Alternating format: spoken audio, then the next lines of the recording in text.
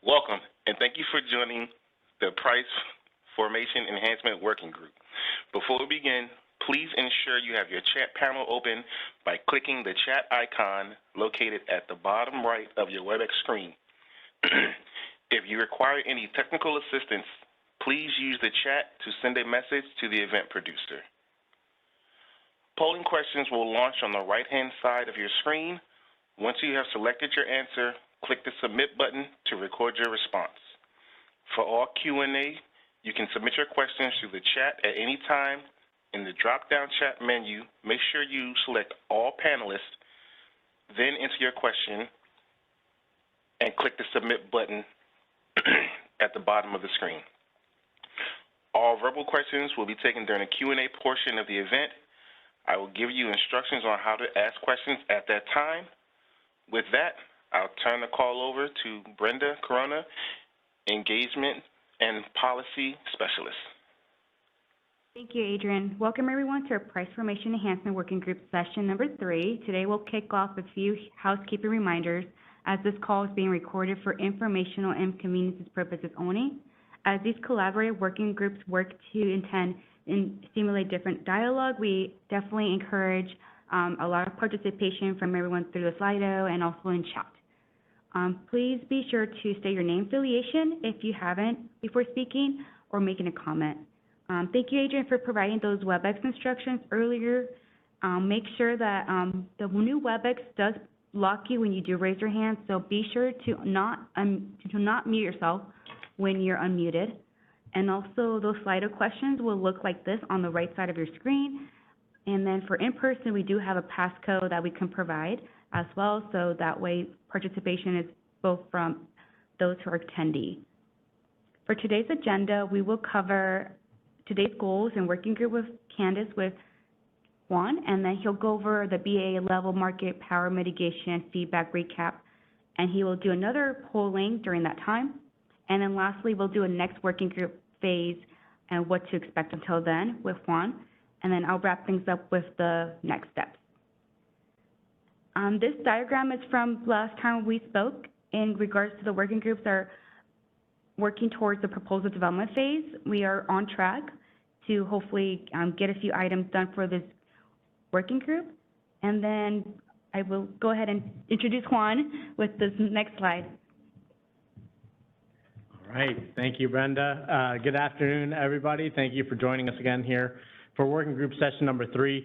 For those of you who have been a part of these working group sessions, this is a little bit of a recap, but I'll let you digest this slide visually if you have not been or able to join us for the first 2. Again, the action plan is what we are driving towards. It will recap all the perspectives shared throughout this working group process and identify that policy direction and the basis for the straw proposal. So as Brenda mentioned, we are looking forward to a very engaged discussion. This is, again, a forum for the stakeholder community to inform the ISO. So we'll be leveraging those Slido questions, and we're really looking to you to kind of provide the direction of the conversation, ensure that the California ISO understands what the variety of perspectives are throughout the stakeholder community as we move forward into the policy development phase. So similarly to the last 2 working groups, I like to start each one of these off with a goal in mind. For today's working group session, we want to take a moment to discuss the next steps here for the Price Formation Enhancements working groups. And we want to get some feedback from you, the stakeholder community, on the desired cadence and the modality, whether that be fully virtual, in-person, hybrid. So we'll be leveraging Slido for that, and I'll get into a little bit more detail on the next steps for the PFE working group, kind of what the ISO team is seeing, and really hoping to either verify or hear the opposite. That can entirely be the case from the stakeholder community. And then we'll move forward into a very similar discussion on guiding principles, problem statements, but specific to the BAA level MPM. So in the last working group, session number 2, that recording is up on the California ISO YouTube. If you didn't have a chance to attend, you can view that recording. What we did was we took a step back. We contextualized the principles against a broader market design framework. We finished off a couple of items from that PFE overview paper that was posted on July. You can find that on the initiative page. And that really began a great discussion really amongst the stakeholder community on the challenges that you guys are seeing within scarcity pricing through the lens of those guiding principles. So today we're going to be doing the same thing, but focusing on BAA level market power mitigation.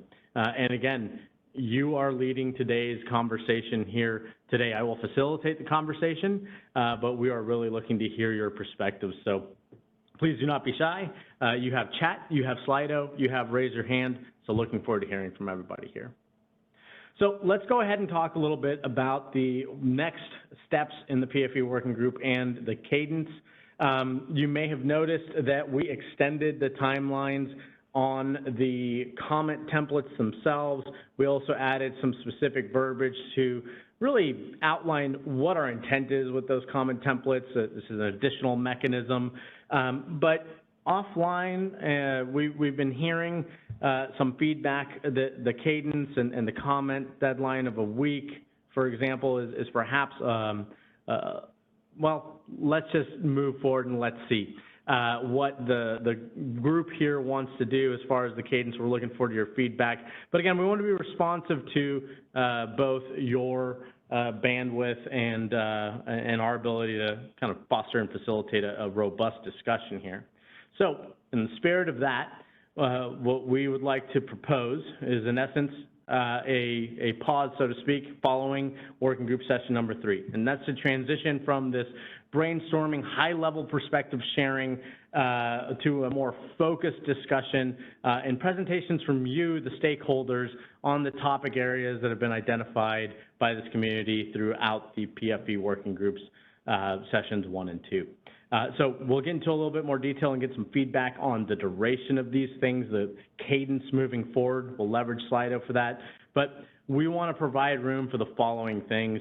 The Price Formation Enhancements Initiative, I've mentioned this a couple of times, is a little bit different than most of the other working groups in the fact that there was already an issue paper issued. There was a lot of stakeholder comment that had already been gathered. And that is why we put forth an overview paper. But we do want to level set it alongside the other working groups. And we feel that the Price Formation Enhancements Initiative both needs and deserves a discussion paper on its own. So we want to give some room for the stakeholder discussions to date, including today, to be reflected in that discussion paper, which will be posted on the initiative page, and you will be given an opportunity to comment on. We also want to provide some room for the ISO to provide any material that may be necessary for this community to kind of level set or provide additional information that is requested to move forward into these continued conversations, because we're going to get a little bit more granular. And so we want to make sure that those are robust discussions. And then again, we're really looking to the stakeholder community here to present their perspectives with each other, and that would provide room for the preparation of those stakeholder presentations to kind of continue that community discussion. So we're going to go ahead and open up really quickly here with a Slido poll.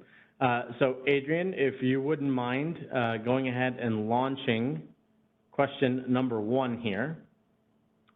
So in order to balance the ISO staff and stakeholder bandwidth, the ISO would like to hear your feedback on the current cadence, which right now is set at a weekly clip. We did extend the comment deadline due to the feedback. We want to hear what you think about the actual working groups themselves. So with the transition that I just outlined towards that more in-depth discussion of the topic areas in mind, how long would you need to review those materials, develop presentations before regrouping here? So the options are 2 weeks, 3 weeks, or other.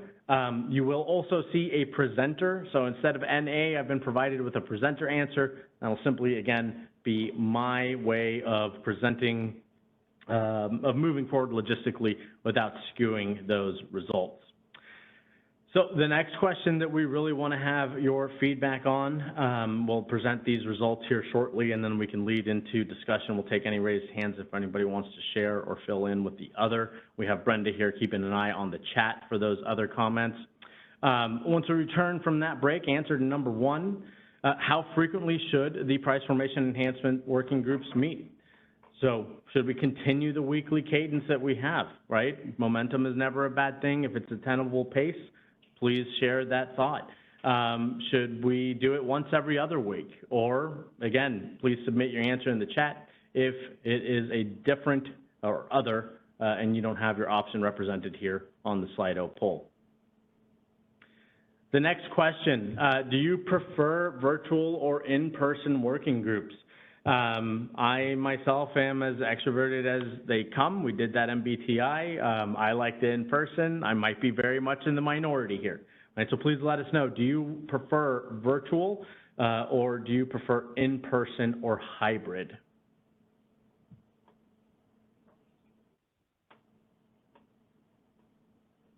Sybil, I see your comment in the chat. I think that that is absolutely a very viable point. That is part of the reasoning that we have here internally to the ISO to kind of pose this question. So I appreciate the kind of the caveated comment for continuous weekly cadence, and well noted. We will be posting material much more in advance. So thank you for that. All right, moving on to the last question before we go ahead and close this out. Should the ISO explore alternative mediums for information sharing? So do you think that pre-recorded webinars, for example, sharing modeling, really leveraging the stakeholder initiative tool to your point just made there in the chat, putting that material out there for easy consumption prior to, please share if you think, kind of a yes, no, and if yes, give us a short answer. What would the ideal medium be? Yeah, Kyle, I appreciate you sending that over. Yeah, you guys cannot see what is in the other chat. So the comment was that a weekly cadence would be okay if we being the ISO, could post the material maybe 3 to 5 days in advance. I will say that the 3 to 5 days in advance, especially, well, we didn't say business days, but that's one of the reasons that maybe we consider the cadence. It gives us a pretty short turnaround from one working group to incorporate everything that we've heard. We've had some really good comments and perspectives shared. We've had some really good discussion. It does take a little bit of time to kind of synthesize that and get it ready for the next working group. So, Kyle, to answer your question, that is what was shared in the chat.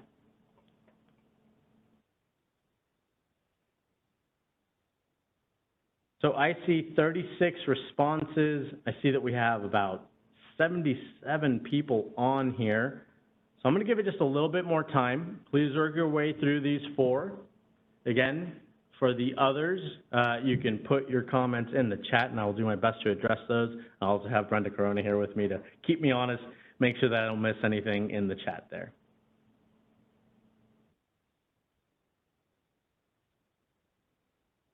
I'm starting to see it kind of slowly trickle down on the speed of new responses coming in.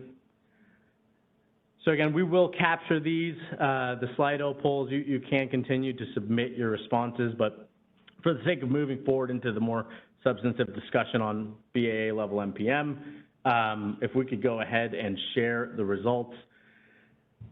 Callie, comment in chat here. I think we need to have a firm understanding of what topic areas we'll be diving into before determining how much time we will need before in-depth conversations. So again, best way to do that would be to share some material to be reviewed or shared. If it's educational material by California ISO staff to level set first. Callie, that's a great question, or that's a great comment rather, and we will be using Slido here in a little bit later in the presentation to capture those different areas. So maybe we could come back to that, but I do appreciate that that comment. It might be a little bit better to answer with a little more information. So let's take a look at the the Slido. So we have about 49% of people saying 2 weeks for question number 1. In essence, Callie continues to say the meeting should provide enough time for participants to submit comments and CAISO staff to review and incorporate into the next meeting. Callie, agree entirely. So let's go through these results here. I think everybody should be seeing, as soon as you are done submitting your polling question, you'll be seeing the results as well. So question number 1, in regards to how much time do you need to review material, develop presentations, et cetera, before we regroup? An overwhelming 50% versus 34% on 3 weeks. So 2 weeks, I think that kind of falls somewhat naturally into what was already prescribed on the calendar for the Price Formation Enhancements working groups. So I'm seeing 2 weeks start to kind of creep up as more comments come in. So I appreciate everybody sharing their thoughts there. All right, if we could go ahead and present yep, there you go, you're reading my mind, thank you. So once we return back to the Price Formation Enhancement working groups, how frequently should the PFE working group meet? This is, again, another overwhelming response here. I think it is to continue, not to continue with the weekly cadence, but to move bi-weekly once every other week. We're currently sitting at 66% once every other week. I think that does go in line with some of the comments that I'm seeing within the chat itself of just allowing the comments that are made via the multiple channels that are being provided, the stakeholder initiative page, the Slidos, and the actual participation in the working groups. So overwhelmingly hearing from you guys that we should move to once every other week, so we appreciate that feedback. We'll definitely get back with an official answer there, but that's a strong 66% of the stakeholder community saying once every other week. Thank you for that. If we could just quickly move on to the answers of question number 3 here. Do you prefer virtual or in-person working groups? So 48% currently, it's sitting at 48% virtual and 38% in-person or hybrid. Virtual is definitely kind of winning out. I have to admit there's a fair share, right, of people who are saying in-person or hybrid. We had moved forward with the next couple of working groups, kind of tentatively thought of as virtual if you take a look at that working group calendar. So this one's actually pretty close, right? We're looking at maybe like a 10% differential. For those who want virtual, hybrid does also provide that. On this one, I'm going to take a moment, and I see Jonathan has his hand up. Jonathan, if I missed that from question 1 or 2, I apologize, but let's go ahead and unmute Jonathan, and then I would encourage anyone else to share their thoughts about the mode of these working groups moving forward. Can you hear me? We can, Jonathan. Go ahead. Okay. I just raised my hand, and basically my question, and this is John Rumble from Southern California Edison. I actually selected in-person hybrid just because I wanted to make sure that the hybrid option is always there. So in reality, we will generally participate virtually. Southern California Edison, every once in a while, Steve Keen will come up. We'll be in person, but really when it's in person, there should always be the hybrid option. And so maybe I misvoted in that sense. No, that's noted. And that's actually why I wanted to have additional kind of commentary there if anybody wanted to provide. So I appreciate that, Jonathan. I'm hearing you loud and clear. You voted for hybrid because, in effect, that provides virtual as well. So, Yeah. no, very good. I voted for in-person hybrid because I assumed hybrid would always be available, not just in person. Yeah, that is somewhat the way of the world now after 2020. So I'm hearing maybe we split that 39% of in-person in half and tack it on to the virtual votes. I'm hearing quite a bit here on moving forward in a virtual manner. So appreciate everybody's feedback on this. Again, this is something that we will likely revisit as we move on into the next phase. Let's say maybe working group number 6. You know, as the discussion evolves, we can always come back to this. This is something that it'll probably be organic feedback and can change over time. So appreciate that. If we could go ahead and present the results for number 4.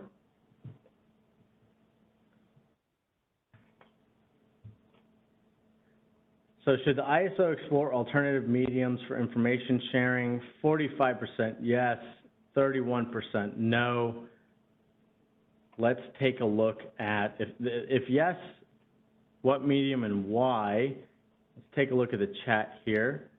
So does anybody who, for the yes votes, I'm not saying anything in the chat, and Adrian, perhaps I am just not seeing write-in comments here on the answer, but for those who voted yes, for the 45% of you who voted yes, would anyone mind just raising their hand or putting into the chat, you know, which mediums you think would be beneficial to add for information sharing on top of the actual working group sessions themselves?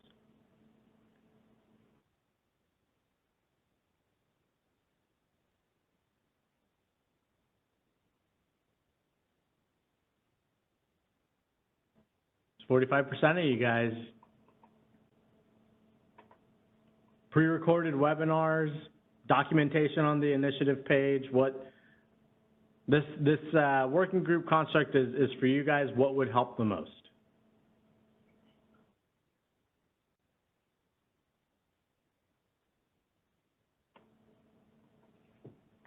So Excel models, to the extent it helps with understanding design. Thank you for that comment, Callie. We will note that and definitely put that into consideration as we're moving forward through that stakeholder initiative page, what we could share with this community to kind of help with information sharing. All right, well, I don't want to belabor the point. Oh, here we go. We have another one. In yesterday's GHG working group, someone said links to current training or similar discussions in other initiatives like EDAM. Kyle, that's a great point. We're noting that down, and I think that that's something that, again, those current training materials and kind of understanding, you know, potential interdependencies, that's right in line with something that we're going to be talking about a little bit later on this slide deck, so I really like that feedback. I appreciate that. So what we'll do here, I appreciate everybody who shared their thoughts, and I appreciate everyone putting in their perspective in the Slido tool here. We will also leave a comment template question for working group session number 3 to kind of perhaps allow you to expand upon these alternative mediums. So very good. Let's go ahead and continue moving forward here into the heart of the discussion. This is what the working groups are here for. But again, we do understand the logistics of these are something that we have to keep in mind. So appreciate everybody sharing their thoughts. So as I mentioned earlier, we are looking to have the BAA level market power mitigation in focus for working group session number 3. We are going to have, you know, kind of these higher level principles that we discussed in working group session number 2. Efficiency, hang on. I have a question here in the chat. I'd be interested in having a better understanding of what constitutes a determination of stakeholder initiative. For example, if the majority of participants would prefer an initiative which is not favored by CAISO, does the initiative prevail or not? Is it simple majority, seniority, or simply a CAISO discretion? So, John, that is a good question and something that we'd be more than happy to. I would suggest we take that one offline. We can go over our policy catalog and policy roadmap process. But good question, Brenda. If you wouldn't mind taking note of that, and make sure that we get back to John. But let's continue on with the BAA level market power mitigation. John, we'll get back to you as soon as possible on that and kind of break that down for you.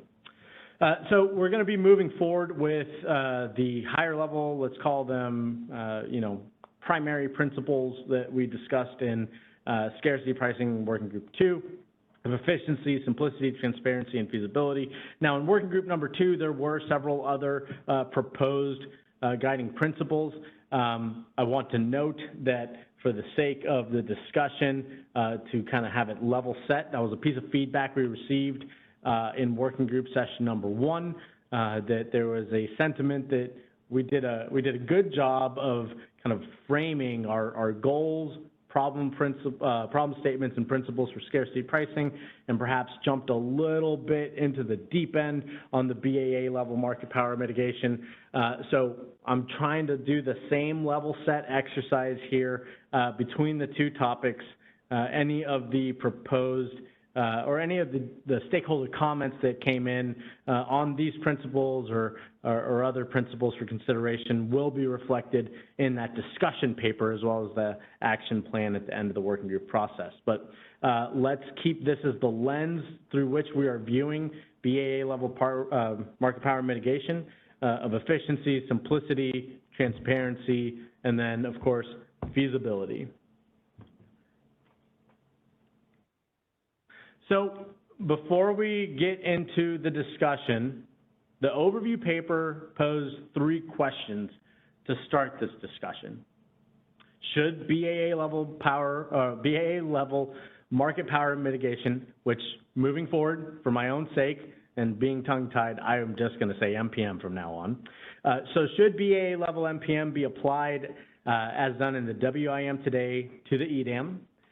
Does the CAISO's current methodology for applying BAA level MPM need enhancements? And should the CAISO BAA be included in the BAA level MPM applied to the EDAM, to the WIM, or both? Now, the stakeholder community provided us with a lot of feedback on this, and we really appreciate that.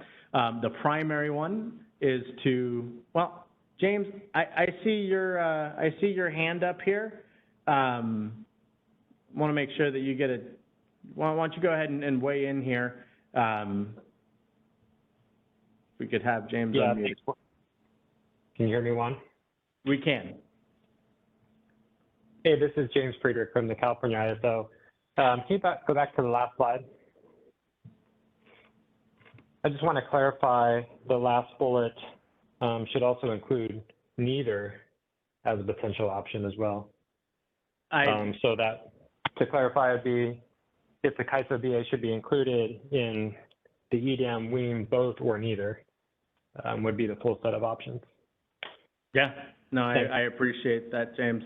That's oversight on my part, apologies. So yeah, the full set of options. Again, this overview paper posed 3 questions to just start the discussion, right? The feedback that we got, I outlined it a second ago, was that we should take the step back approach we applied to scarcity pricing should be applied to the BAA level MPM discussion. We had a very common thread throughout the feedback we received that this should only be pursued once evidence exists to prove it is necessary. Now, this is the sub-bullets, excuse my typo, the sub-bullets here I wanted to highlight because I think it shows the level of discussion that we need to have.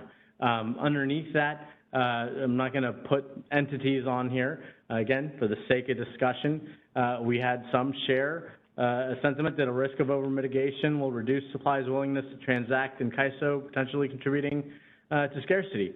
Well, at the same time, we had others who shared current MPM measures are sufficient. So we definitely need to have, to me, that shows we need to have a very active discussion of sharing these perspectives in order to get to the heart of what we're driving for, which is that action plan to inform that policy development. some more feedback that we got over those 3 questions on the overview paper. It's unclear whether the EDAM would significantly alter competitiveness in the day-ahead market.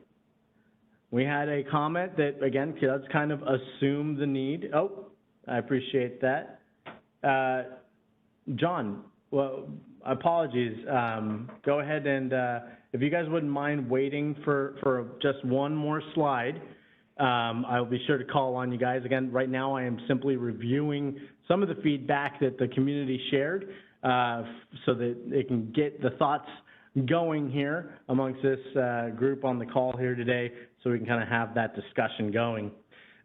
We had a comment that came in that does kind of assume the need, right, to answer that first question.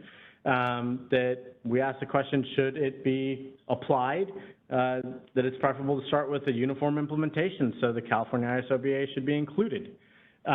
We had comments in support of enhancing our current methodology.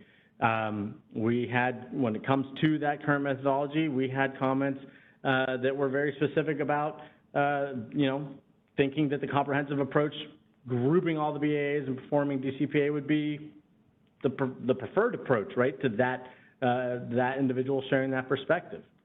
So we heard you guys loud and clear on taking a step back and doing what we did with scarcity pricing. Again, just outlining this as the community's feedback to us from that overview paper. We also heard quite a bit through those comments and in the chat of the working group sessions and in the Slido comments that there was a lot of further analysis or information requested from the stakeholder community when it came to BAA level MPM. Things such as illustrative examples of BAA level MPM's impact to the EDAM, analysis outlining the frequency of non-competitive conditions or MPM in the WIM, the alternative, you know, exploring alternatives before extension of existing frameworks, that enhancement of the current mechanism, cost benefit associated with the BAA level MPM. These are all, again, not California ISO proposals here, but to get this discussion going. So that's the recap of MPM from the overview paper, from the feedback we received from the community. The next set here is going to be kind of the discussion-driven polling questions. So before I go there, John, if you want to put your hand back up, please feel free. Right now I see Janice has her hand up, so if we could please unmute Janice.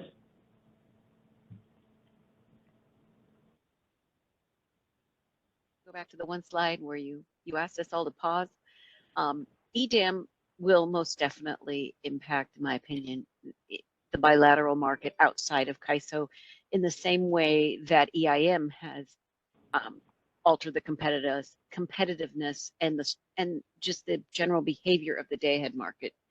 I mean, I think this last week with the heat event that we've had here in the Northwest, we've seen the changes the CAISO makes in their policies and their operations definitely impact, they have wide-reaching impacts to the rest of WEC.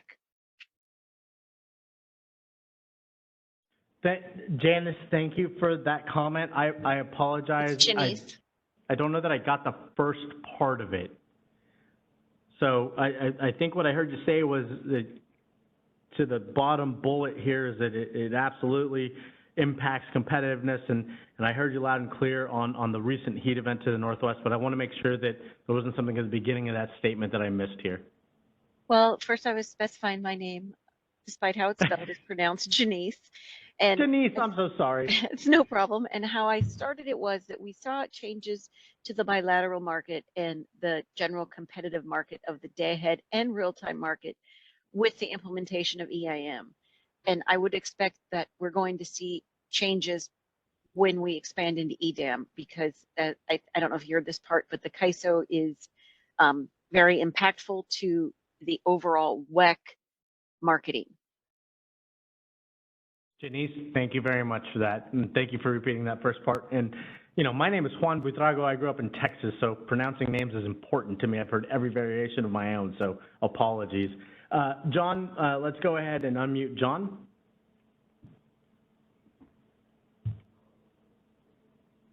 I have 3 questions, so I will do my best to be as succinct as possible.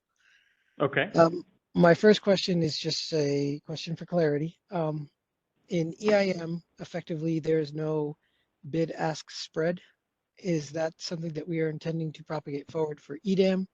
That there will be no distinction between a bid-ask spread?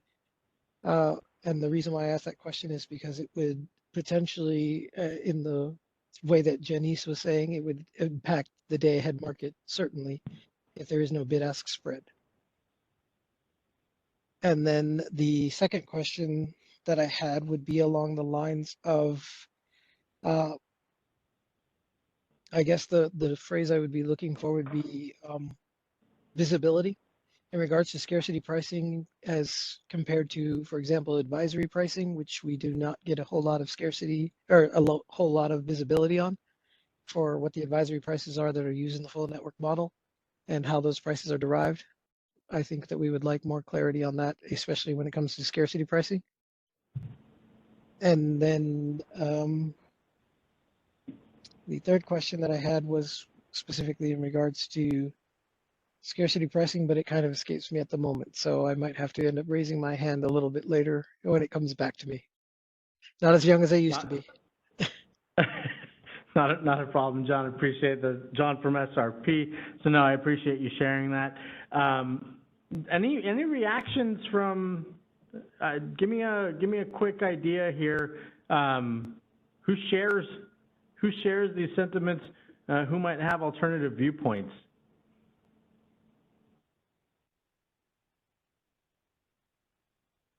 So this is why you guys all want virtual, because I can't just point at you here in the room and ask you outright. John, no, I appreciate that. As far as the, I'm going to have to look towards maybe some of my CAISO SMEs who are on the line as far as regarding your first question. Do we perhaps have Danny or James? Would you be able to kind of expand upon that, or should we kind of circle back to John here? Sorry, really quickly, I just remembered my third question. My third question was in regards to virtual congestion, which is akin to the advisory pricing. So as part of the settlements process, there is virtual congestion that gets unwound as part of the RT offset and the congestion offsets. And since we don't quite have clarity on the advisory pricing and what portion of that is virtual congestion and what portion of that is actual congestion, would we have clarity to that when it comes to scarcity pricing on which portion is due to actual scarcity and which portion is due to any potential virtual scarcity?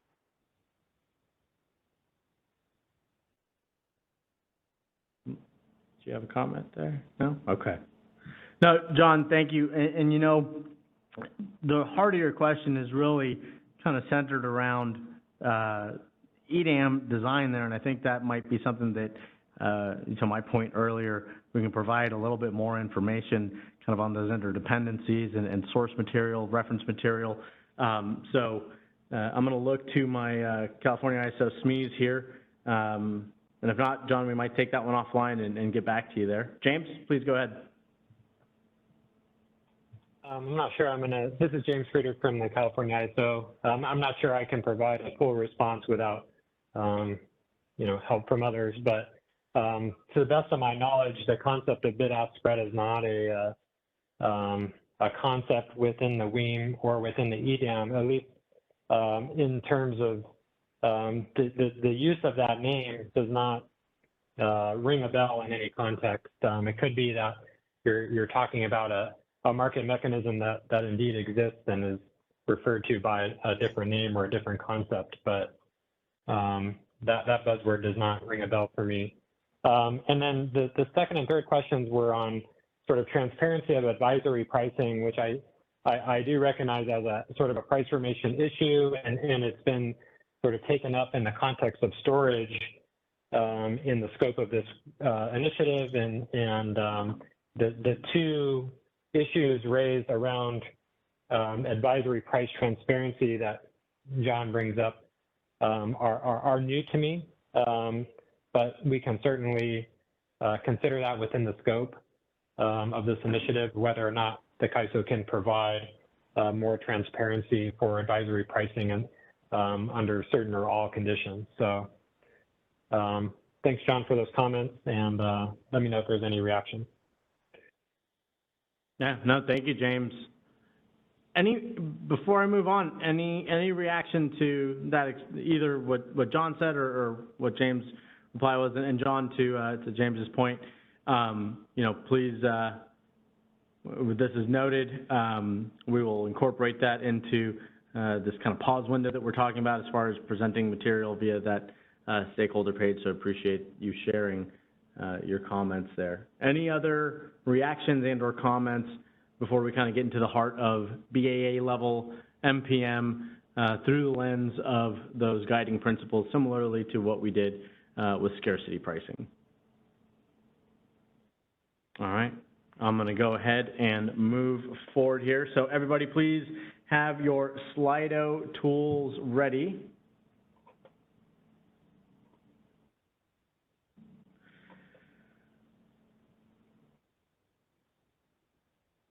I appreciate you launching that. Okay, so we spent some time kind of defining what we meant by efficiency as it relates to good market design principles last working group session. So this is an open text answer. We're going to give it some time. Please go ahead and read ahead of me when I'm talking and provide your answer. But what are some of the problems and challenges that you are currently facing with the concept of BAA level market power mitigation as it relates to the guiding principle of efficiency? And I want to be clear about this because we want to be reflective of the very common thread of feedback that we got, which is, can we please provide the analysis? Can we have the discussion about the need existing here? So please let us know what are some of the problems and challenges you're facing with the concept of BAA level MPM as it relates to our guiding principle of efficiency. And I am just going to provide an NA here so that I can move this forward. So we'll give this a little bit of time. Please present your responses here via the Slido. Or please also do not hesitate to raise your hand and we can take verbal comment as well.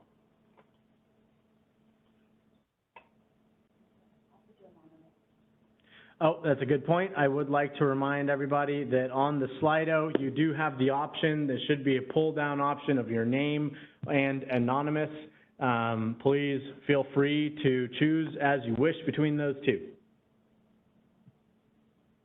So are there any problems or challenges anybody's having? There we go. We're starting to get some feedback here. I appreciate that. So the possibility of over-mitigation.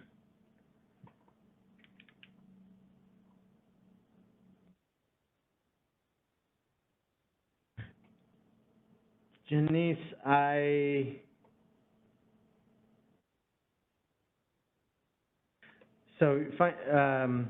find the documentation very difficult to find and parse through. Sometimes the documentation and presentations are from the CAISO perspective only and reviewed from clarity from that lens. Janice, that statement resonates as the facilitator of this deeply because, again, the next phase is we would like to hear these presentations from your perspective, from the stakeholder community's perspective. So hopefully we're going to be able to give a good chance for that to be remedied. Is this not a better question for CAISO and for CAISO to explain the need for any MPM change? Stuart, that's a fair counterpoint, right? But again, the working group concept is to have this stakeholder-led discussion to inform the policy development. We want the policy development to be reflective of the needs of you, our stakeholders. So, Stuart, point well taken, fair, and perhaps what we hear, and if people are also in agreement with that, please share that, and perhaps we incorporate a California ISO presentation, or as I mentioned, leveraging that stakeholder initiative tool, putting those current trainings, documents, et cetera, together for consumption, maybe consolidating them, ready to go for that level set. So appreciate that comment, Stuart. NPM does not allow for economic efficiency. It imposes a cost on the parties in two forms. So I'm starting to see more and more come in, 7 new responses. So I appreciate everybody here. Janice, I took it with 0 grump, but I appreciate that comment. So we know the consequences of new mitigation procedures, but we have no information indicating that BAA level NPM is necessary. Talking efficiency seems at least premature, at most a poor use of time. Point taken, but we will be talking about, you know, the question of whether it's necessary. So I will take that as a piece of valid feedback on perhaps sequencing.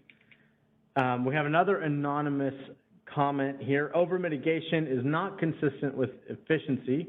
For example, if 4 EIM BAAs separate from the balance of the footprint, the individual BAAs should not be mitigated as the pivotal supplier test should be passed. All right, we are really starting to get these rolling in. So, Adrian, if you don't mind, because I know that people can continue to put their thoughts in as we publish them, can we go ahead and publish these results? Can you confirm for me that these are all visible to all participants at this time? And if not, could we go ahead and make them all visible? Stand by, they should be visible to everyone, but let me double check on my other screen. Thank you. No problem. Yes, they are visible for everyone. Got it. Thank you for that. So, we have another person spending time on this issue. Okay, let's see. Storage-related market design change. So this, there's an anonymous comment here saying this shouldn't be prioritized over storage-related market design changes. This topic should be included in its own EDAM improvement initiative. I appreciate that those comments. It was kind of moved into PFE from the EDAM EDAM implementation, right? So EDAM is, you know, rather recently approved by the Board of Governors and adopted policy direction that is being implemented. And so we want to talk about BAA level market power mitigation here within price formations because, you know, for the sake of the guiding principle of efficiency, you know, we're not going to begin unwinding something that's in the middle of recent approval and implementation here. Market participants should be able to submit bids that reflect their own dynamic assessment of cost and risk. Mitigation obviates that possibility. Stakeholders may need to see analysis on how efficient BAA level NPM is in the WIM before deciding whether it's needed in EDAM. These are all great questions, so please take a look at the Slido comments here. Let's open up the phone lines. I'd like to hear any reactions. If anybody would like to either kind of further expand on their comment or react to a comment, please go ahead and raise your hand.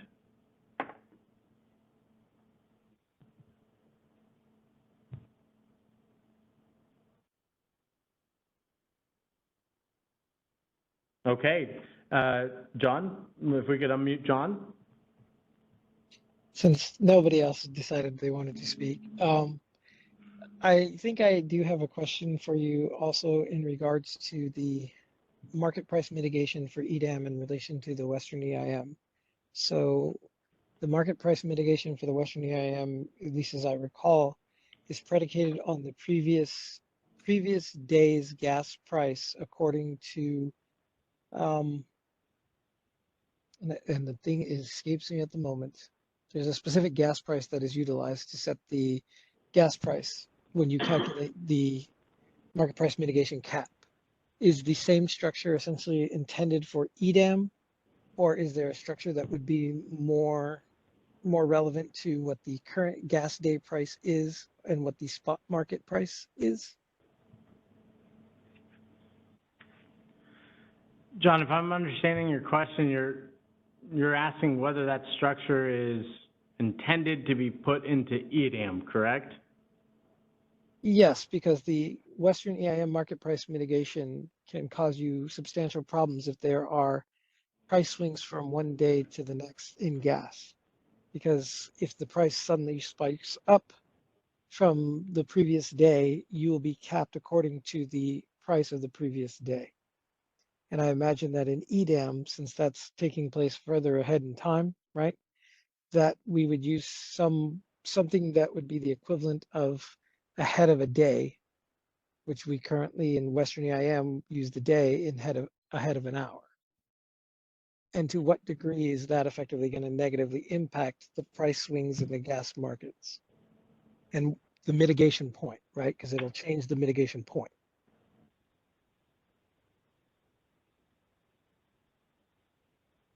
All right, John, making some notes here on your comment.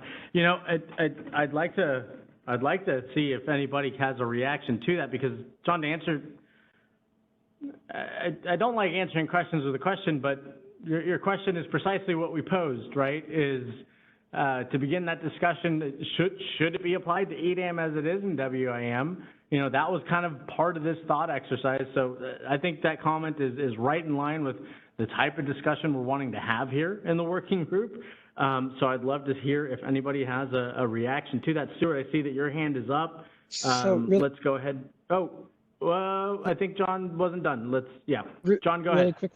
Really quickly for clarification, the way that I understood the question that was being posed is, should the market price mitigation be applied to EDAM the way it is applied to Western EIM? Not that there would be a different structure, but do we apply the existing structure or do we not apply the existing structure?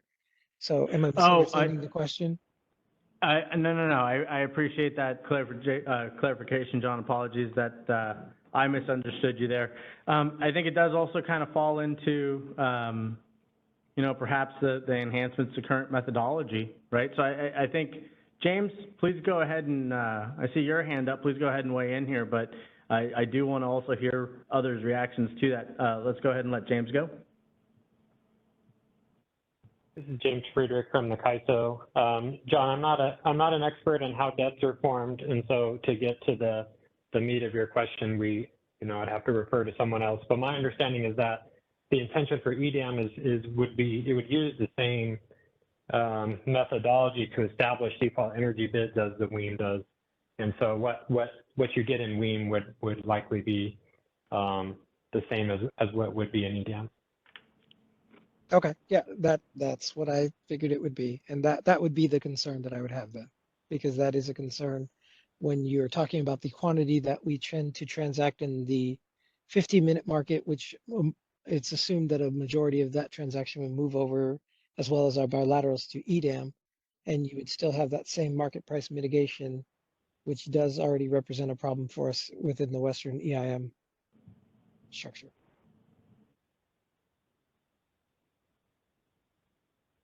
Thank you for that, John. Let's go ahead and unmute Stuart here.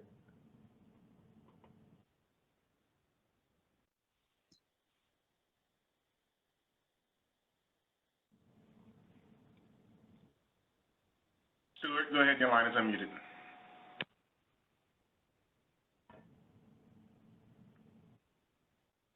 Stuart, you might be double muted by chance, perhaps.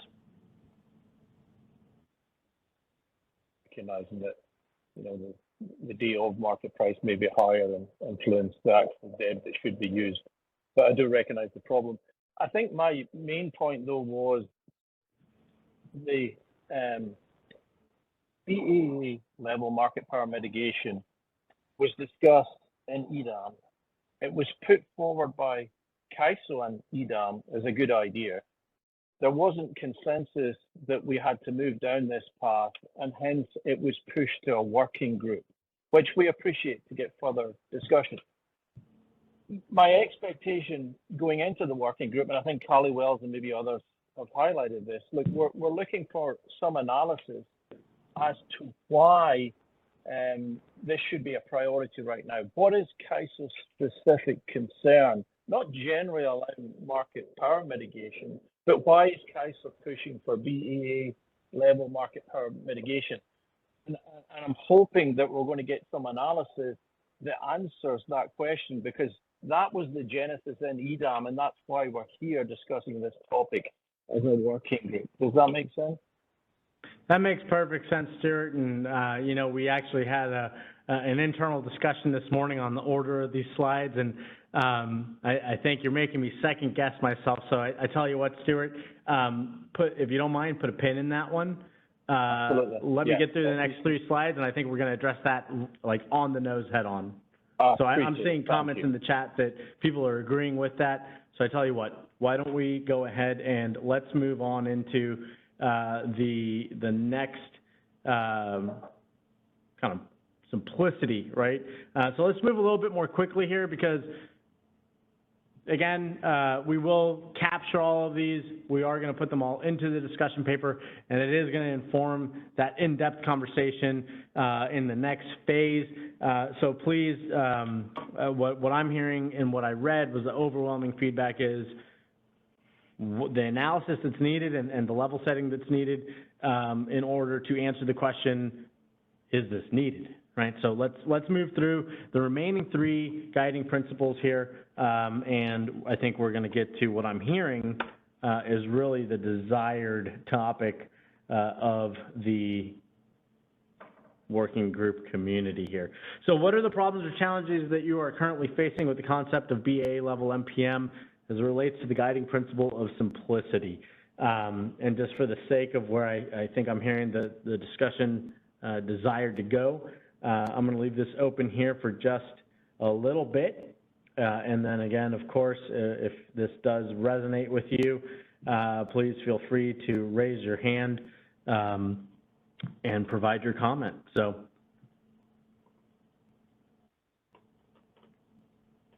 I'm going to give it just a little bit more time in case there is anybody that does have something as far as simplicity, through the lens of simplicity. What are some of the challenges you're facing with the concept of BAA level MPM?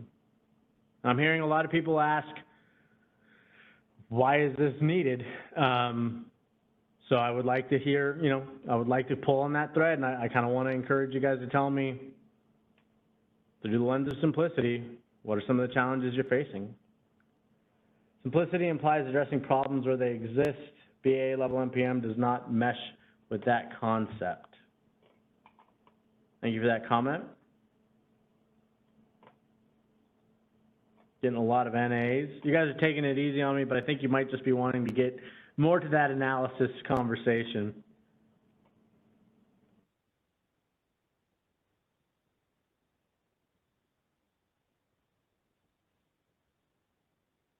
No system market power should be introduced without data supporting the need. Agreed. Again, we're introducing a concept for conversation. It adds complexity to the market, and if there's enough capacity without, oh, here we go. It adds complexity to the market, and if there's enough capacity without pivotal suppliers, it would not be simple to add the functionality not needed. The desire to utilize an improper existing mechanism on a larger market is a concern multiplicative of the scale of the market.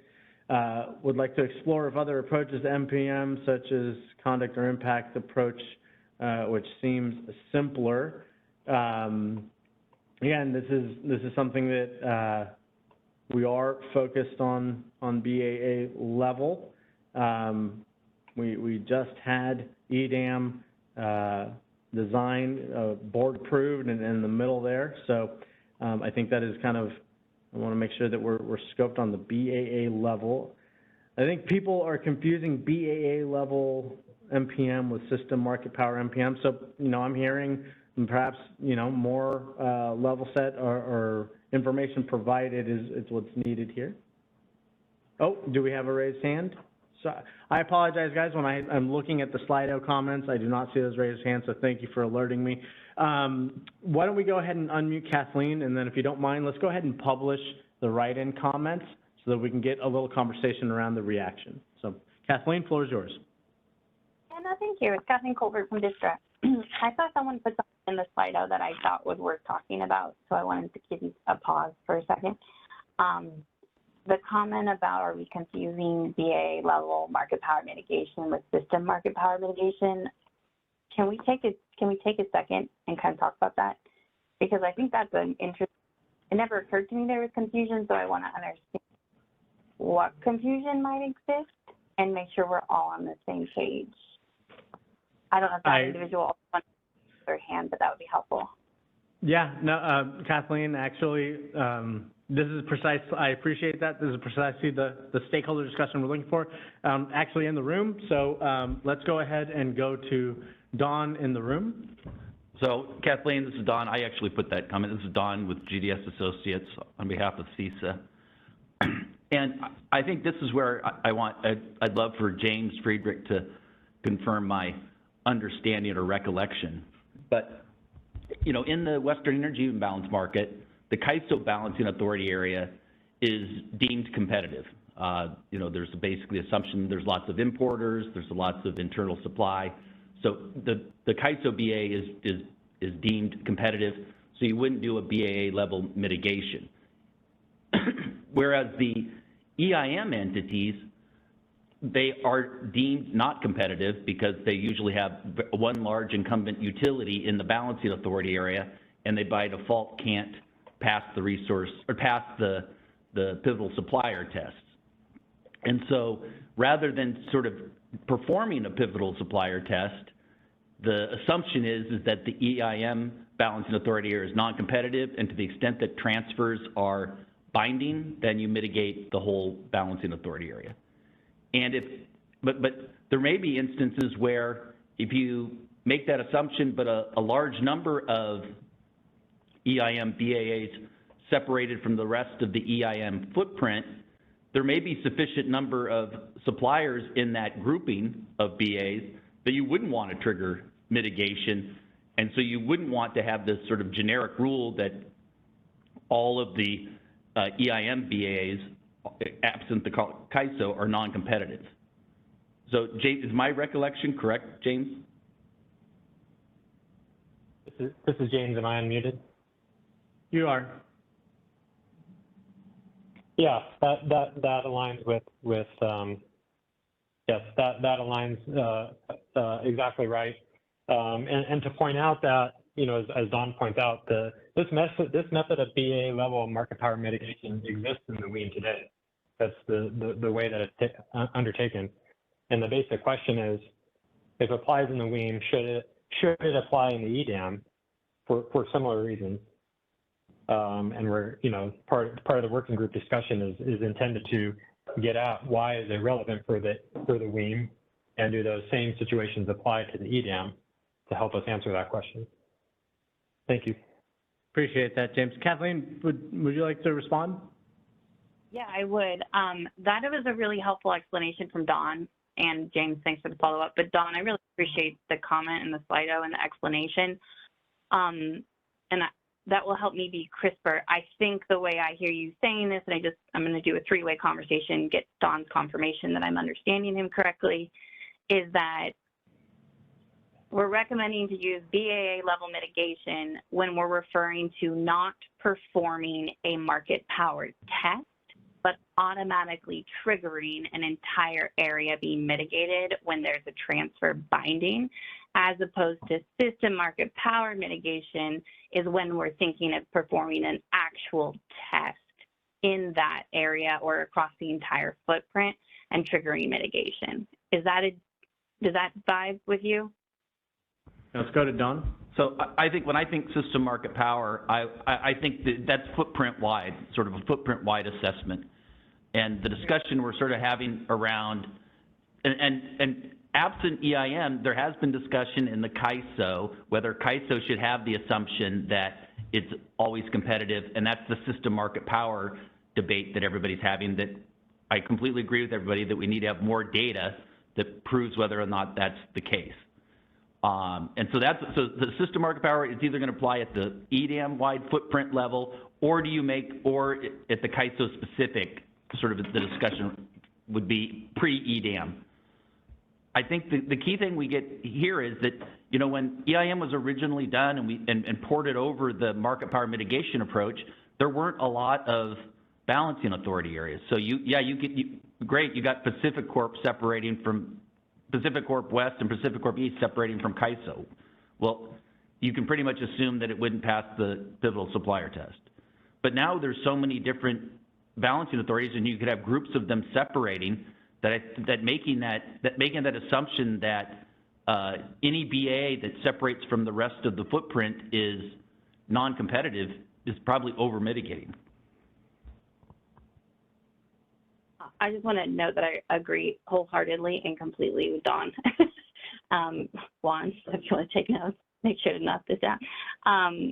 But I'll listen even harder on this topic of that what is done in WEIM, and assuming what Dawn just said, assuming that the entire BAA has the ability to exercise market, that essentially there's not enough supply within that BAA to participate competitively, and it needs to be fully mitigated.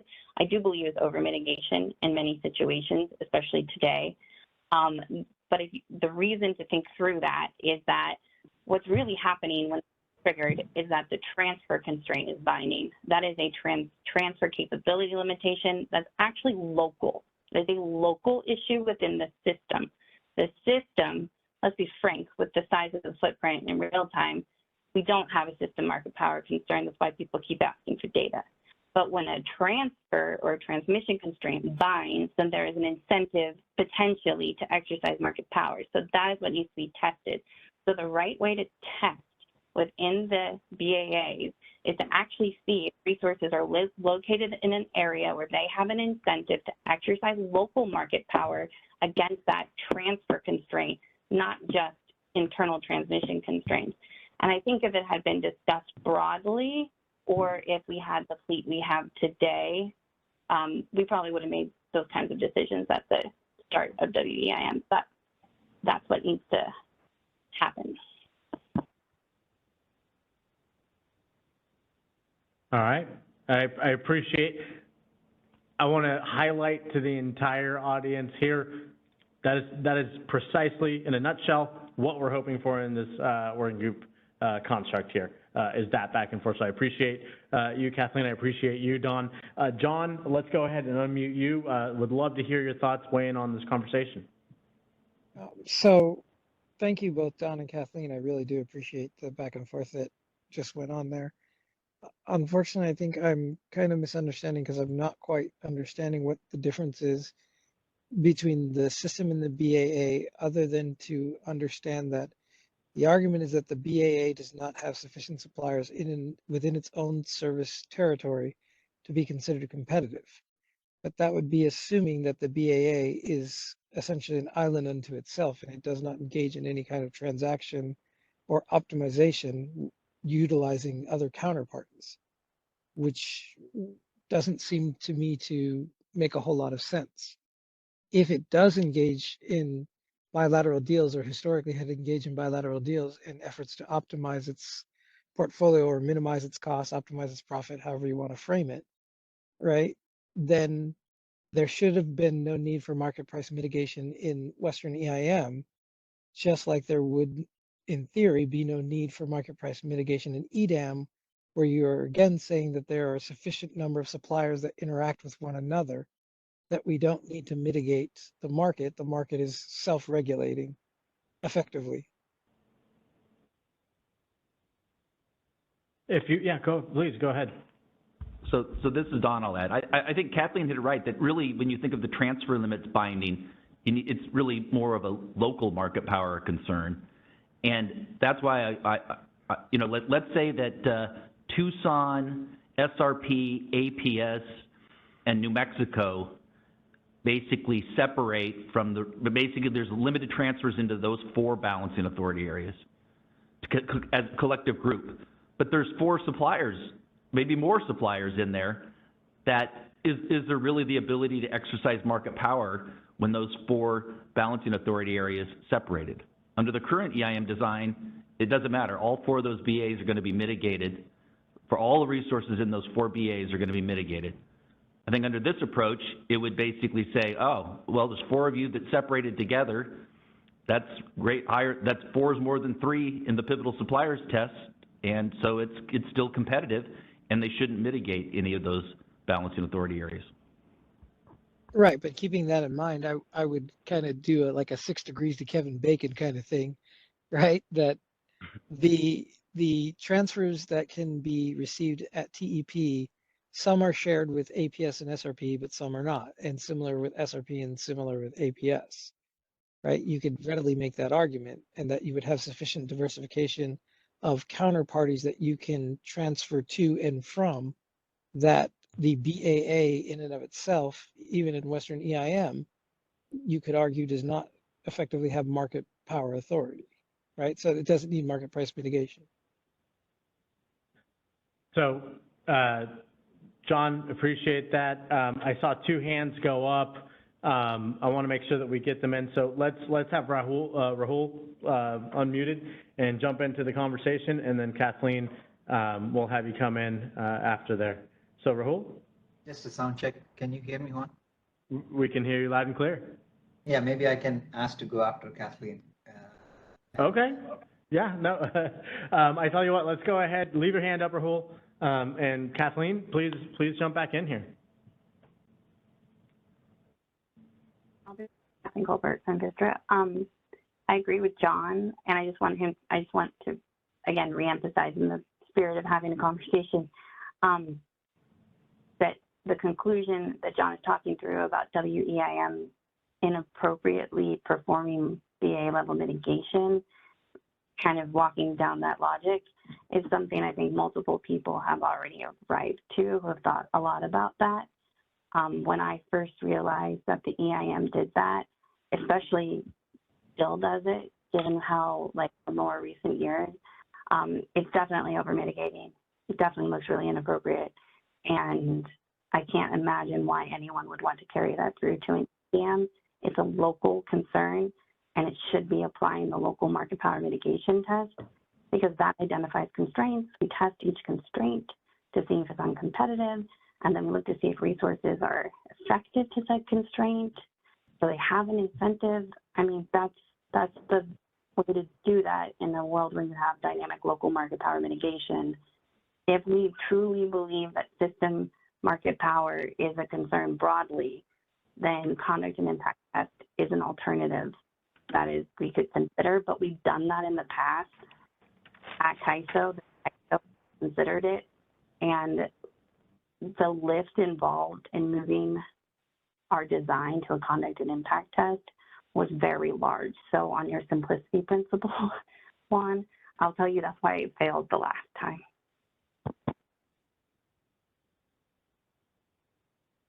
Appreciate you sharing, Kathleen. Rahul, let's go ahead and unmute Rahul, please.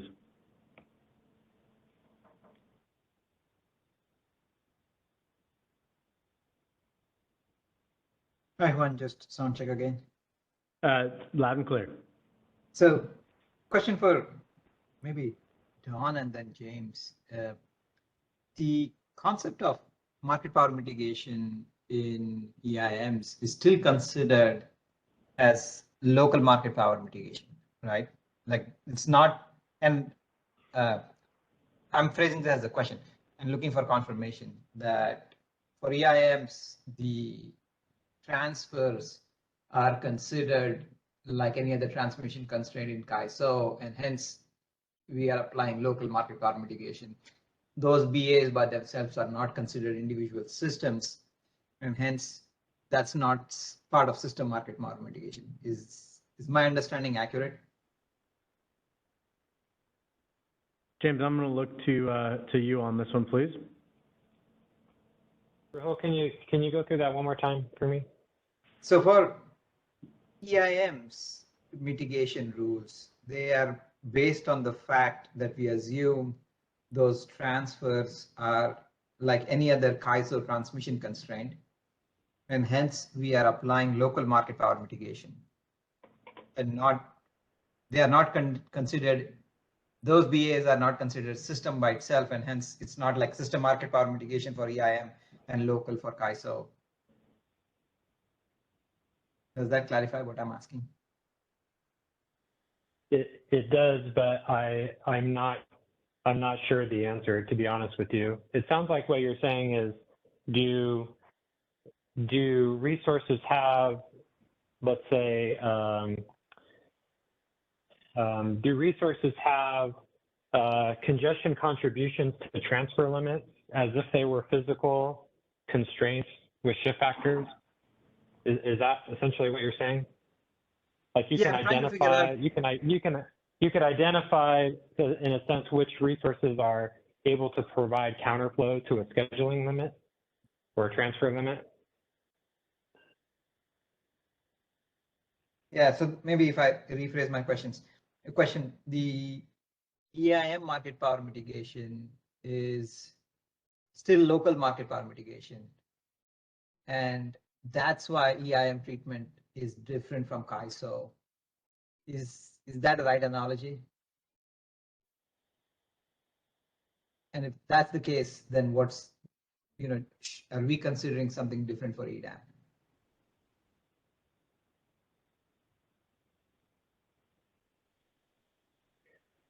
I'm not. This is James, and yeah, and I'm not confident in my response, Rahul. To be honest with you. That's fine. I'll follow up with you offline. Yeah, no, let's do that, Rahul, and I appreciate that comment. We'll make sure to close that one out, and then, when we provide that response to you, Brenda, if we can note that question down. We're talking about leveraging that stakeholder initiative page for more information. We'll also include that there. So let's go ahead and unmute Stuart. I thought we were going to fly through these to get to the analysis required, but this is great discussion. I don't want to stop it. Stuart, floor is yours. Yeah, I do agree with the concerns of, the potential for over mitigation and porting the WEAN construct to EDAM. It's potentially problematic, but I would make a distinction, and it can be addressed in design as laid out by Dawn. During startup, though, I do wonder if the WEAN construct, if there's only one or two BAs, a part of EDAM might be a reasonable construct during startup, or certainly would like some discussion or consideration along those lines. But as Dawn laid out, that could potentially be, considered in design if there's, less than 3 BAs isolated or something, maybe it is the WEAN construct. But thank you. Appreciate that, Stuart. Okay, so that was a great back and forth. Again, I appreciate everybody that jumped in there. That is precisely the type of conversation we're hoping for. Taking a look at the time and given the overwhelming feedback on analysis for this, I'm going to move on to our next guiding principle here. Transparency. I think I've already heard some comments regarding challenges that you are currently facing with the concept of BAA level MPM as it relates to guiding principle of transparency. So let's give it just a quick moment here because, again, kind of buried the lead here. We do want to hear from you guys on what type of analysis, what data slices you guys as a community want to see to answer that initial question. But let's keep our eyes here on through the lens of transparency. What are some of the problems and challenges you are currently facing with the concept of BAA level MPM?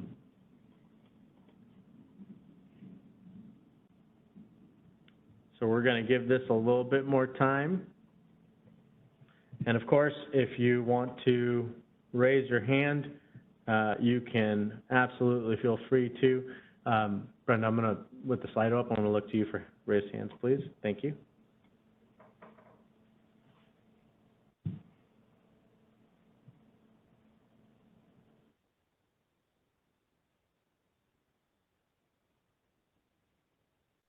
Another NA. Hopefully folks are just typing up their response here.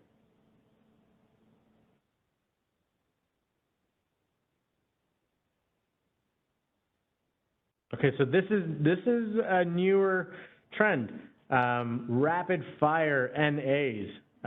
So I'm hearing that perhaps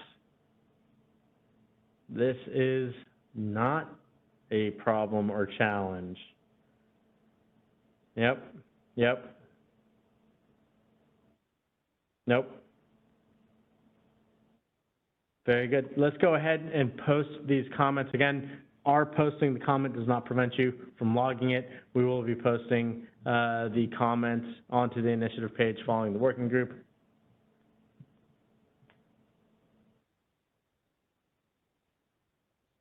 Oh, here's one that I would encourage us to have some reaction to, or I would like to have some reaction to. We are going to also kind of allude to this in a future slide. There's insufficient transparency in BAA operations and out-of-market activity, and that influences MPM inputs and undermines trust in the MPM determination. Appreciate that comment. We will have more discussion on that. Brenda, any hands? No? Do we have the comments published right now? No. So Adrian, if we could please go ahead and publish the comments. Okay, very good. Okay.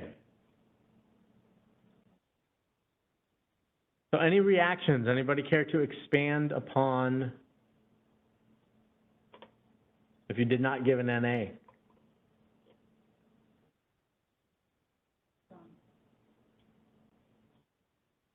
Let's go ahead and unmute John. John, I appreciate your active participation. So I just have a question in regards to an alternative basis, right? So, and I was writing this and then I guess I timed out or something. My understanding of the existing market price mitigation, it is based on the default energy bid, which is calculated according to the parameters that we submit in the GRDT in conjunction with the gas price, which I still cannot remember the name of the gas price at the moment. In EDAM, is that same mechanism intended to be used for the resources, or is there some other basis that we want to use other than the parameters that are submitted by respective GRDTs? Kathleen, I saw your hand jump up there pretty quickly. Is that in reaction to?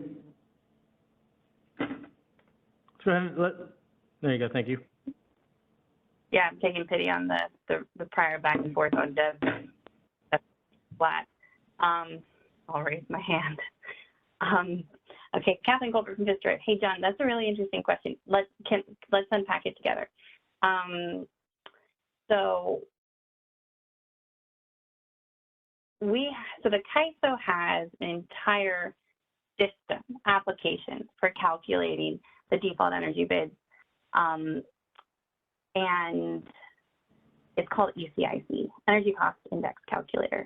And so like anything in the CAISO, I've asked you to kind of put your mind into that perspective and realize that it's a big IT company with lots of applications. And it's very difficult to step away from kind of status quo. But I also, so like the idea of would we do something differently in day ahead versus real I think you're also asking what do we actually do differently in day ahead versus real time for the mitigated prices within the CAISO. So in the CAISO, right, we both have day ahead and real time default energy bid. So ECIC produces two sets, a day ahead and a real time set, and they use different gas price indexes was the term you were looking for. Yep. The acronym is GI, you'll frequently hear. Your fuel region that you pick, you actually select a fuel region, and it's like you have to go and validate it when you register. I would make a public service announcement that those are supposed to be as accurate as they can be.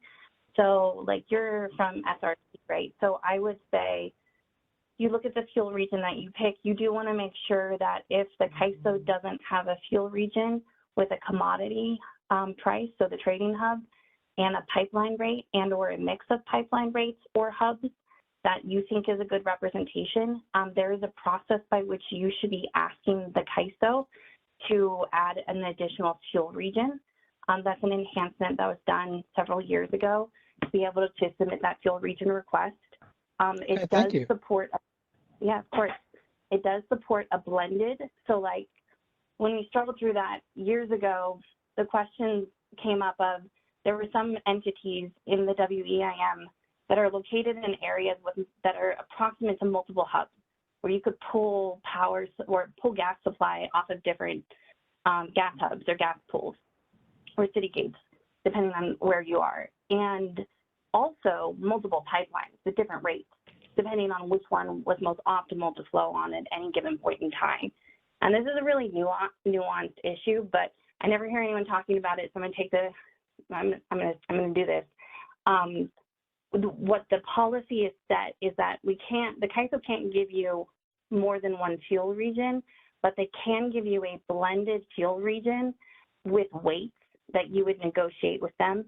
And I think the concept was the weighting would be kind of like, if you look at your prior year, historically, were you pulling, which were you pulling from, which hubs or which pipelines? And it's a weighted average blended fuel region that you can ask for, and that would be used in your gas price index. Theoretically, it's possible, although the CAISO might not want to do this level of complexity, because again, this is a negotiation, but would be to say, well, when I'm going into the timely kind of gas process, timely or evening, that's more of a day ahead consideration. I'm pulling from different locations than I would be in like a real time basis. So there is actually a decent amount. And if you're not engaged in those discussions and folks are located in areas that have these really complex locations, I highly encourage you to submit a city ticket, and Juan can help, I'm sure.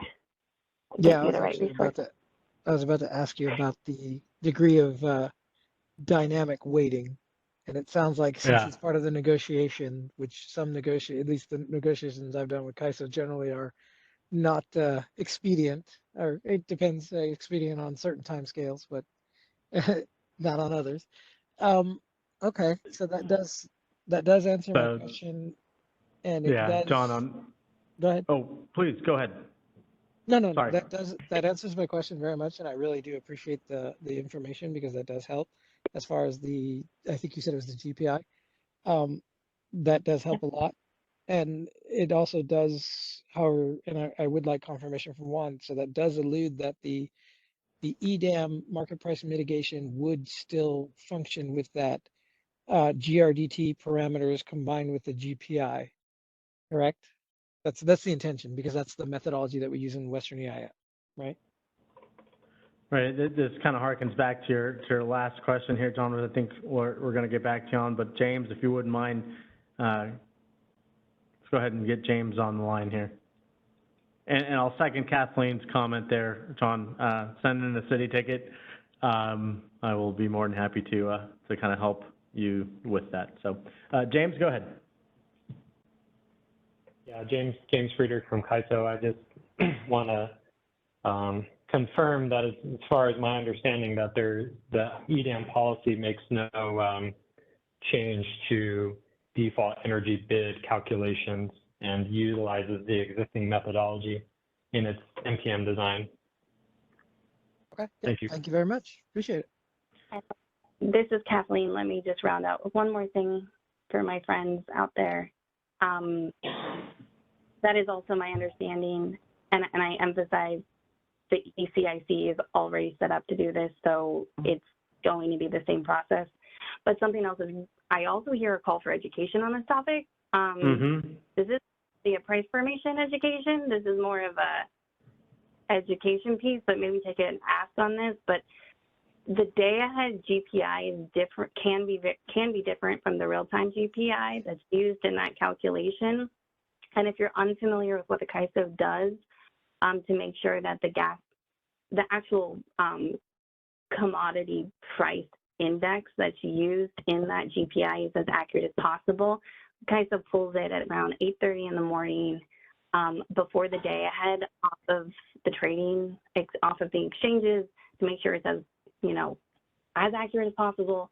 And then if there is, then there will eventually be a published index price after that time frame. Once the gas markets close, that final published price is used in the real time. But the CAISO also has a real-time gas update process by which, if the gas prices in an intraday kind of change significantly, and there's a threshold and I can't recall it, from the published daily, they will update the real-time GPI as well. So please take a look at the market instrument BPM. It has all that information in detail, but there are things that they do to try to make it as accurate as possible. And if it's not, then you have the reference level adjustments that you can submit into cyber based on the actual cost of procuring fuel to make it even more accurate. Okay, thank you, I'm done. Thanks, Kathleen. Thanks, John. Yeah, no, let's, interest of time, let's go ahead and move forward here. The feasibility, final guiding principle question here for Slido. If we could please put the Slido poll up. What are the problems and challenges that you are currently facing with the concept of BAA level MPM as it relates to the guiding principle of feasibility? And we will be moving forward into more. I think, Kathleen, you hit the nail on the head. Perhaps let's keep it scoped more on, you know, the BAA level MPM, but you know, the level sets needed and what analysis, what data slices that will be the following. For right now, let's look through the lens of feasibility on the challenges that you're currently facing with the concept of BAA level MPM. I'm gonna go ahead and put my NA here. And with Slido open, Brenda, I'm gonna look to you for if there are any hands.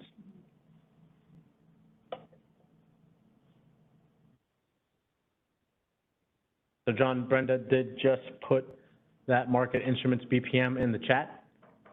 Great resource there.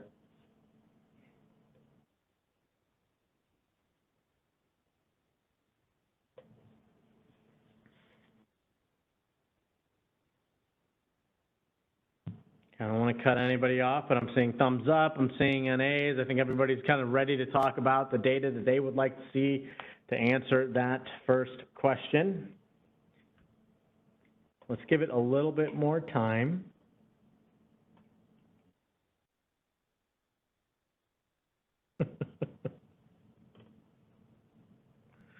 All right, let's go ahead and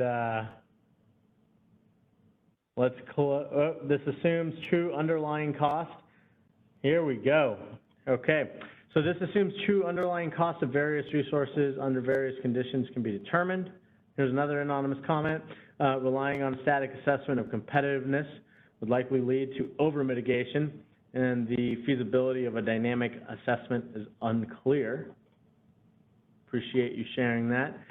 So let's go ahead and publish and give a moment for anyone to perhaps share their thoughts or share their reactions to either of those two statements or any additional ones that come in.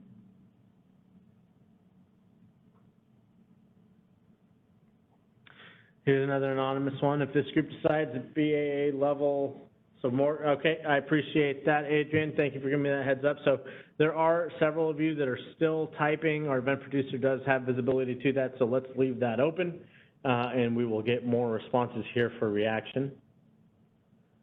Solution time is already becoming an issue. I suspect that overall MPM may crush solution time. It will be challenging to, if this group decides BAA level MPM is needed in the EDAM, it will be challenging to implement for EDAM go live. EDAM implementation is already going to be a big lift. All right, let's go ahead and publish these. James, before we go to reactions or expansion on these comments, I see your hand. Please go ahead. This is James Friedrich from CAISO, and I'll be the first to react to one of the comments about implementation. To clarify, the intention is not to implement any decision on BA level market power mitigation as it relates to EDAM concurrently with the EDAM implementation, and that whatever gets decided would, if there were policy moving forward, that would be implemented after EDAM. So the intention is not to implement them together for day one. Thank you. Appreciate that clarification. All right, so are the results visible? Okay. Do we have any hands, any reactions? Going once. Guys taking it easy on me on the final guiding principle. Been teasing the other one a little bit too much. So let's get to the heart of it here. overwhelming feedback we received on the overview paper on working group session number 1. Additional information is desired. So I've heard a couple of things here. I've heard calls for data. I've heard questions that perhaps require a little bit of education, some of the connections to perhaps past discussions within EDAM, et cetera. So is there information that the ISO could provide to you, the stakeholder community, that would assist you in having a more robust conversation in the next phase as it relates to market power mitigation? Now, this one is an open text answer. I'm going to leave this up for quite some time. If you would like to give us a verbal comment, I would encourage you to go ahead and raise your hand. For those of you that want to give a written comment via Slido, please go ahead. But in essence, again, I'm hearing a couple of other things. Which areas need more background information? I would pose the question, we're moving forward into this next phase. We'll be reaching out pending, or not pending, but as a result of, the feedback that we're hearing here, and making an open call for stakeholder presentation. Is there a desire to have a CAISO presentation on a particular topic that you feel would help kind of provide the necessary information to go into a more robust conversation around BAA level MPM? So which areas need more background information?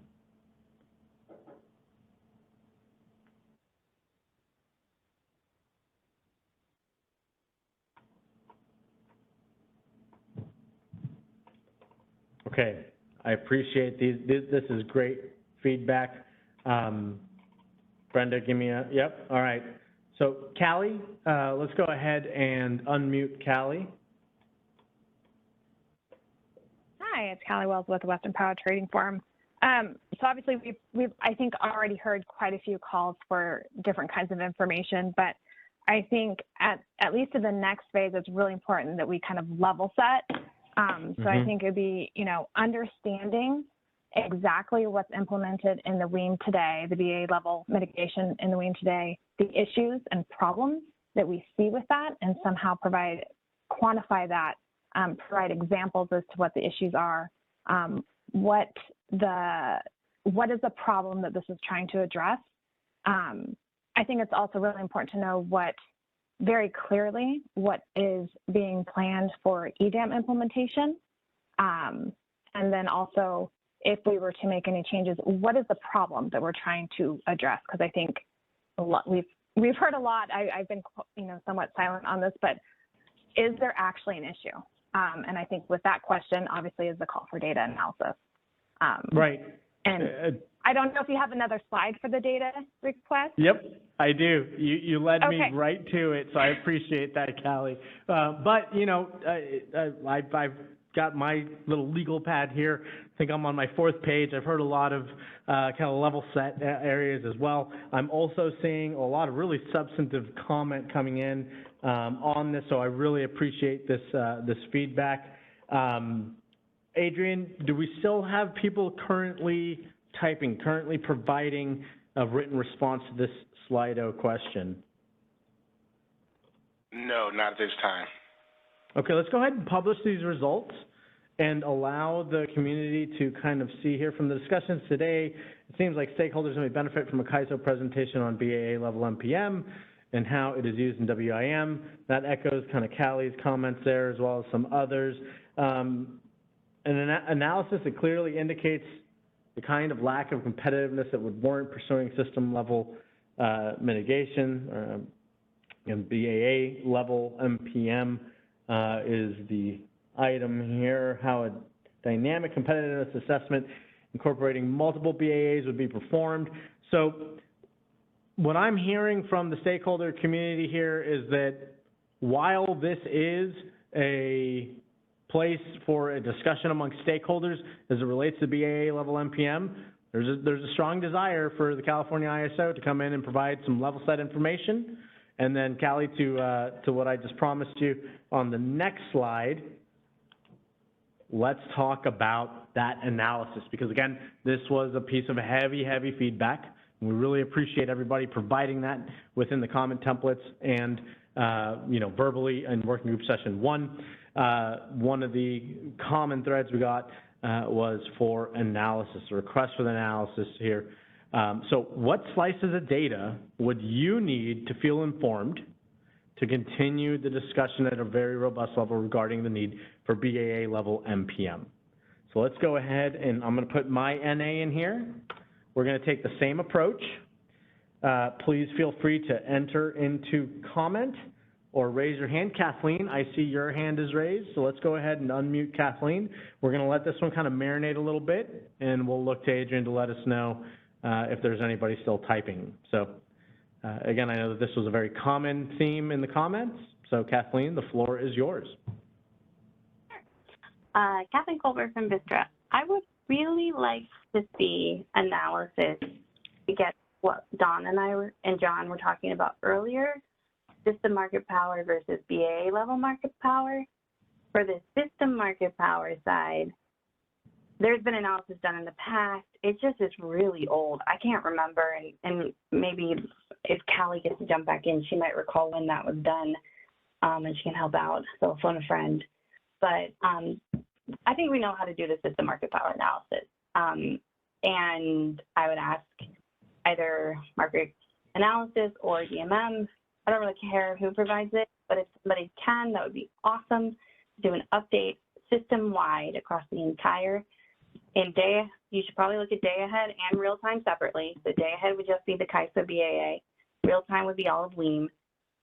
Is there a system market power concern or not? And provide that analysis. On the BAA level, because that one seems more confusing on what kind of analysis is needed, the kind of analysis that I'd like to request is for transfer constraints, and you could isolate it just to transfer constraints when they bound that trigger to BAA mitigation in LEAM, or you could do it generally, defer to the experts and how they want to do that. But for all the transfer constraints in WEIM, I'd like to see the residual supply index performed for all of them. So we'd like to see the RSI and what the results are for the RSI for all those constraints to see if any of them would have actually been tested and found to be uncompetitive or not, and what those trends look like. The other thing then is I'd like an equivalent of the resource test to be performed for ones that were found uncompetitive to see if all of the resources within that BAA that would be mitigated actually would fail the resource test or not, and show trends on that. Thank you, Kathleen. So a lot there. I appreciate that. Any reactions, any additions? And I guess, Adrian, are we at a place where we can publish the results, or do we still have people typing? And no, while we do that, one's typing. No one's typing? Thank you, Adrian. Let's go ahead and publish these results. Some of the things Kathleen just noted, I am seeing here. I'm also seeing a call for kind of a comparative analysis to alternatives noted. We appreciate that. Again, we want to make sure that we are being called upon as the ISO in this working group structure to kind of provide. Again, this forum, this working group idea is really for you, the stakeholders. So we will gladly answer that call, but we appreciate the call to do so. So Callie, let's go ahead and unmute Callie. Please share your thoughts.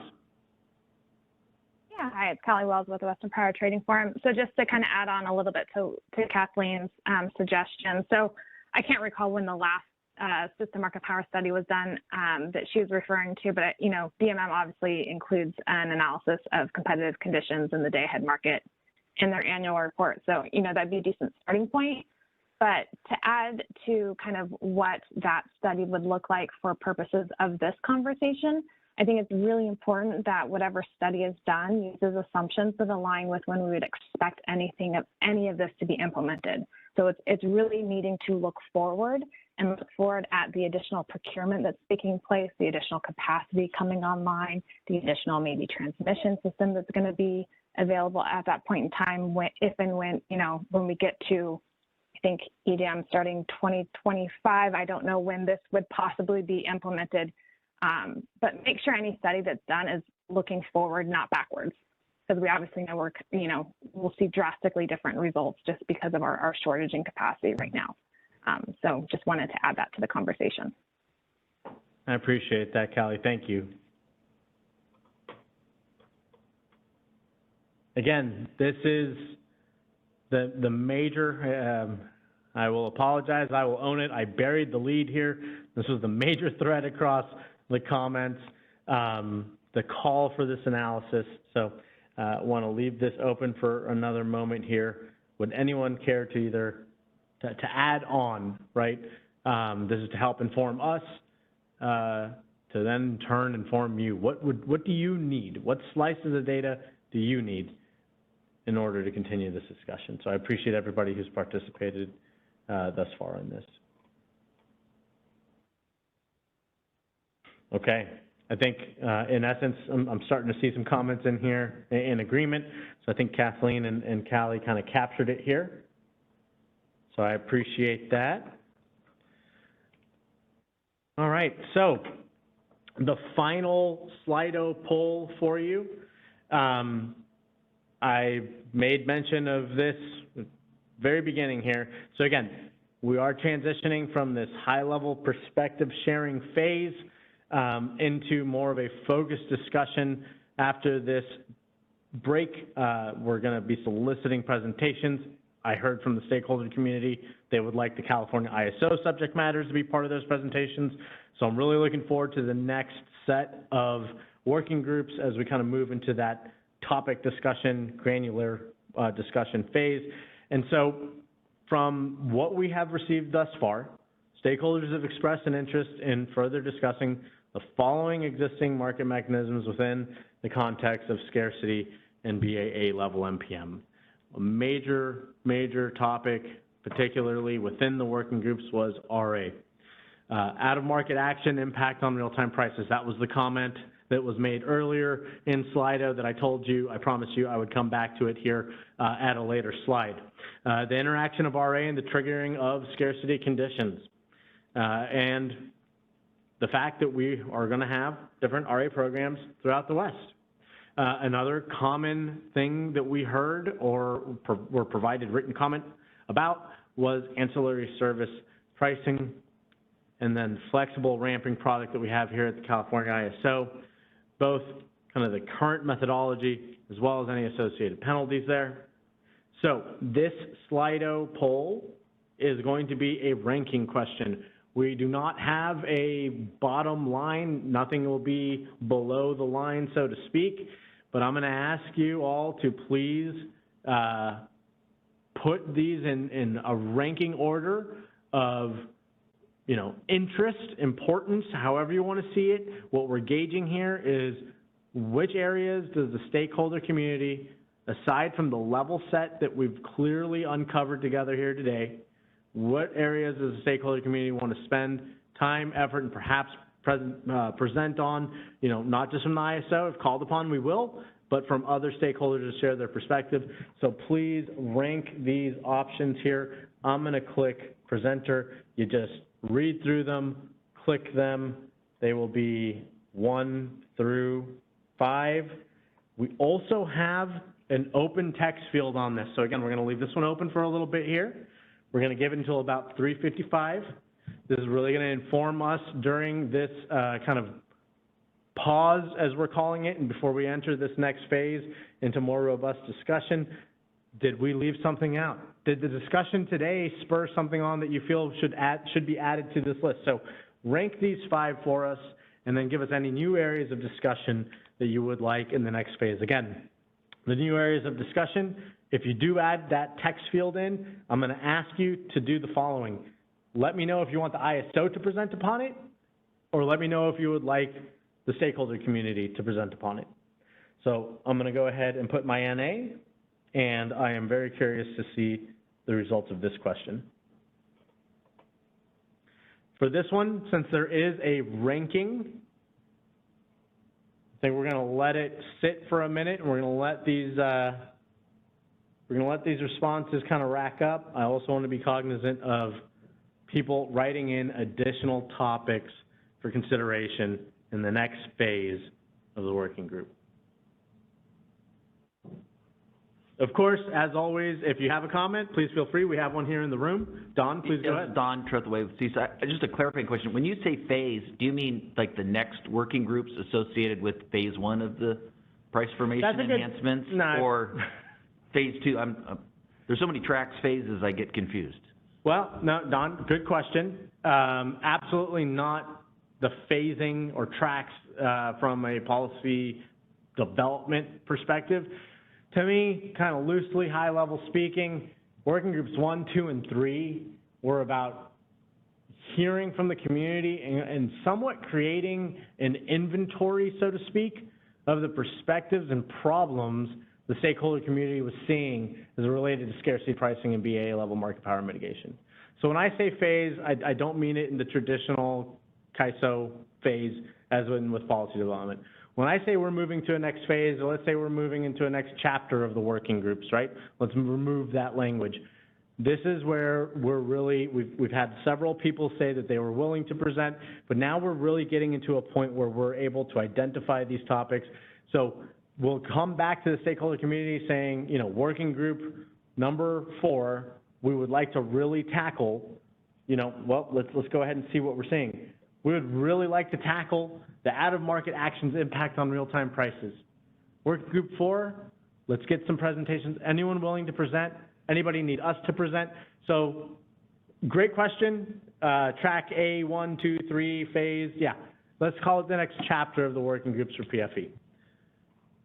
So any other questions? We're seeing quite a bit here. So yeah, right now, are these published and closed, Adrian? Do we have anybody typing any additional topic areas? Currently, right now, it's still open. I just published it. If you finished it, you'll see the results. But I can always pause it, and that way you can see the results. I know you wanted to give it a little bit more time. No, I appreciate that. Yeah, let's give it until 55. I still see these bars moving. In fact, you know, I might have, using my example of out-of-market actions, sounds like the interaction of RA triggering scarcity conditions is, you know, a little bit of a dark horse. It's coming close to overtaking number 1. So let's give it some time. Let's let the community share their thoughts, and then let's take a look at it. Again, I want to stress this. We will address all of these topics, right? There's not going to be this one didn't make the cut. It's number 5. We simply want to understand where to invest the effort and what the community feels is most important to them. So appreciate you all participating here. I've seen it at 27 for a little while, Adrian. Let's go ahead and publish it here. And in doing so, if we could, did we have any write-in comments for any additional topics for consideration into the next chapter of the PFE working group?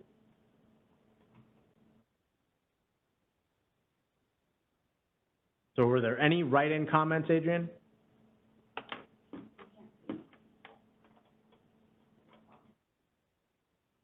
Oh, got it. Okay. Well, with that, I want to thank everybody for their time here today. I'm going to give this back to Brenda to kind of close us out. Again, we will be posting all of this information on the initiative page. We're taking your feedback that you gave us today as far as additional resources to post there. And of course, feel free to reach out to us offline. So Brenda, I'm going to go ahead and hand this back to you to close us out. Great. So thanks, everyone. We do have our tentative schedule, so we'll keep everyone in the loop with a notice. Other than that, we are working on having some of these meetings on the same days that have other hybrid meetings to allow more people to come on site.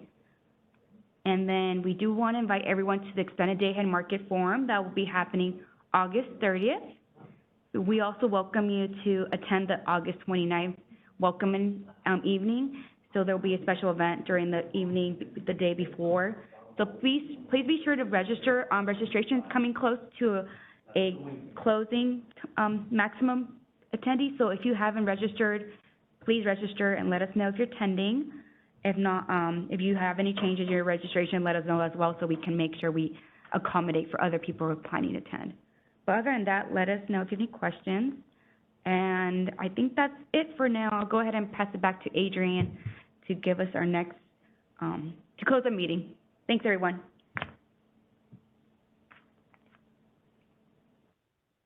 Adrian, you can go close the meeting. Thank you, Brenda. That concludes our conference. You may now disconnect and have a great day.